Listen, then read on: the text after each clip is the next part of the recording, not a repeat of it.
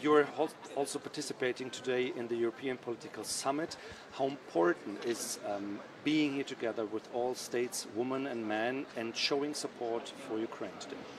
This is absolutely a very good platform for the countries, particularly that are not part of the EU, to take part within a wider European community and really exchange opinion on a number of things that are of the common interest of the European continent. As you rightly mentioned, it's about the Russian aggression on Ukraine. We as Montenegro have from the very day one supported Ukraine in its efforts to decide on its own destiny, and I think that we have been very much devoted to that goal from the very beginning. Montenegro is a credible member of NATO, and in that regard we have shared our objectives with the rest of the NATO alliance as well as with the rest of the European Union.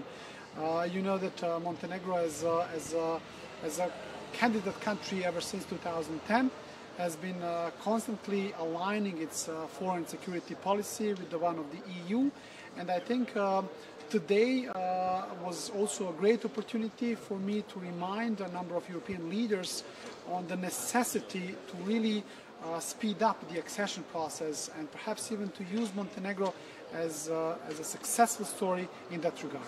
Give me a possibility to ask you, because this is not like a summit today of making decisions. You just made clear it's also being part of having discussions with other statements, that is very important, and you mentioned also that Montenegro from 2010 is waiting as candidate. But you're facing in your country, for example, also corruption, the freedom of press is an issue. Like, what are the homeworks your country has to do on this way, and what you're expecting from the European Union now right on this way as you're waiting so long? So a few days ago I have announced and sort of delivered a speech to the different audiences in Montenegro on what I called the clear and joint European platform for Montenegro into the EU. It is meant to be as a tool, hopefully to be signed with all the other political leaders in Montenegro as a joint effort to speed up the things, to speed up reforms on a number of issues. You mentioned some of them. Reform of the rule of law is very important, with the ultimate goal of Montenegro becoming an EU member state. I know very well the challenges, and I think that the challenges are still there. I think that it is very important that we are aware of them, and it is very important that we have really seriously started to tackle them. I think that the pace of democratization, the pace of democratic reforms following the change of the government in 2020, but also following the presidential elections a few months ago when I defeated the long-standing president of the country, Mr. Đukanović, is by far the biggest over the last 30 years in Montenegro. And I think that the rule of law has definitely a major focus in the country. I think that over the next few months there is a challenge that we are currently facing, which I am very confident that we are going to overcome, and make a consensus within our parliament to appoint a number of high-level nominations within the judiciary of Montenegro. And once we do that, I think it's going to be much easier to also complete a number of different steps when it comes to closing and completing a number of other chapters that are related to the EU acquis. I think that's really now what is the focus of daily politics in Montenegro as well. And a lot of things to do, but you as a country in Western Balkans are facing also, like in your neighborhood now, struggling issues, like for example between Serbia and Kosovo. What are you expecting from Belgrade? What are you expecting from Pristina to solve this problem? Because this is like really something which shows that the candidates in the region are not prepared, like for solving those issues, to being prepared to be members of European Union. Listen, in the same way as from the very day one, Montenegro stood strongly with Ukraine. I think that from also the day one, Montenegro is playing a very constructive role and promoting dialogue between Serbia and Kosovo, promoting dialogue between Belgrade and Pristina. We are obviously worried, as everybody else, with the latest tensions in the northern Kosovo, and we are, again repeating the same position which the EU also has, that the dialogue is the tool and the step towards normalization of the relationship. To Montenegro, as a country that is neighboring all the other countries of the Western Balkans, prosperity and stability of the region is by far the biggest national interest.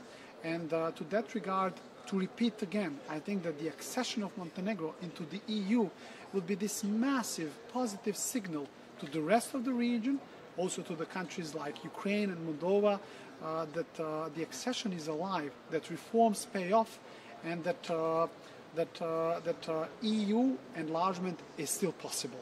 Now you're saying it, like, and mention it. EU enlargement is tomorrow also like on the table at the EU summit of all member states of the European Union, and enlargement is also going with reforms in the European Union. Now Charles Michel addressed in Bled a couple of months ago that the Balkan countries, the Western Balkan countries, can maybe 2030 be members of European Union. How optimistic you are that this is just a date, or isn't there a lot of homework that has to be done, like in your country, for example, but also like in EU? Within the EU, yes. Don't forget that EU had already had 28 member states. So, if Montenegro would accede, Montenegro would again be a 28 member state. So in that regard, I think that there is no problem. We had the leaders of the Western Balkans met a few days ago together with the presidents of Slovenia and Croatia within a format which we call Brdo-Brioni process. And one of the proposals that I had, because sometimes we also hear from a number of different EU countries that in order to enlarge the EU would need first to reform within the EU. But I think that we can all think a bit out of the box. And perhaps, within the Western Balkans, we can all agree that the Western Balkans have one commissioner who would be rotated on an annual basis between the Western Balkan countries. So if there is a saying, if there is a will, then there is a mean. And I think I'm very optimistic in that regard. I think that even 2030 for Montenegro and for the case of Montenegro is a bit too far away. I think that we can do it even before, so at least by 2028. So I'm seeing an optimistic president of Montenegro, and we will see if this happens, what you're expecting. Well, but what else do you expect from a young president but to promote optimism? But jokes aside, I think it's not really about optimism, it's about realism, and it's about devotion to the goal. I have returned to Montenegro to bring Montenegro into the EU, and I'm doing that on a daily basis, step by step. Says the president of Montenegro. I say thank you for the interview and hvala na prilici. Thank you very much.